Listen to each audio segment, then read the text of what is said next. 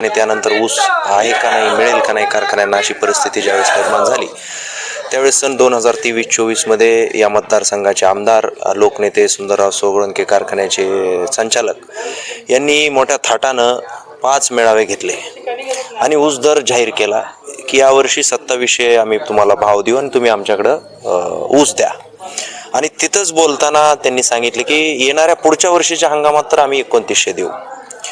विषय तुम्ही किती भाव दिला त्याचा नाही, परंतु तुमच्या कारखान्याला ज्यावेळेस कमी पडतो त्यावेळेस तुम्ही ऊस द्यावा म्हणून सर्वात आधी भाव जाहीर करता.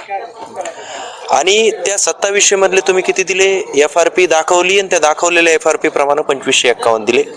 ज्यावेळेस रास्ता रोको झाले, मागणी झाली, तर उरलेले 149 पैकी 100 रुपये दिले. 49 आजही घोषित रकमेपैकी बाकी आहे.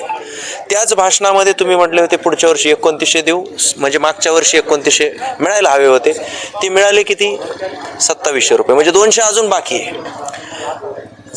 आपण जर एकत्रितरित्या विचार केला तर दर 5-7 वर्षाला अतिरिक्त ऊसाचा प्रश्न निर्माण होतो आणि अतिरिक्त ऊसाच्या वेळेस जवळपास अर्धालेनच ऊस घालावा लागतो. सोलापूरच्या जय हिंद पर्यंत आपण ऊस दिला 2 वर्षापूर्वी. आणि दरवर्षी जो काही तफावत भावांची आहे, म्हणजे इथे येडेश्वरीचा नापला घेतला तरी तफावत आहे, समर्थचा नापला घेतला तरी